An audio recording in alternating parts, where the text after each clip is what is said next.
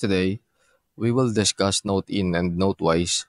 Though they approach this goal with slightly different features and focuses, Note-in and Note-wise are essentially both designed to give users digital tools for capturing and managing information. Both platforms enables users to create and store notes digitally, doing away with the need for physical paper. Now let's examine the main features of these two platforms. Note-in.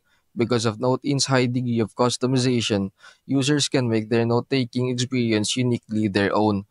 This contains a special erasing tools, template altering possibilities, and font selections. It emphasizes a simple, uncluttered layout and offers non-organizing capabilities along with features like password protection. Notewise strives to mimic the feel of writing on paper by emphasizing a fluid, organic handwriting experience.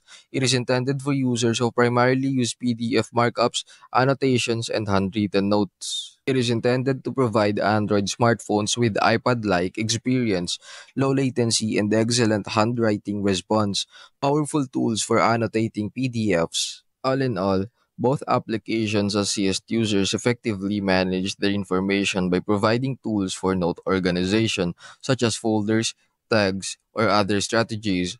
By allowing users to generate and keep notes online, both services eliminate the need for paper notes. Additionally, both allow for the incorporation of text and often multimedia components such as pictures into notes.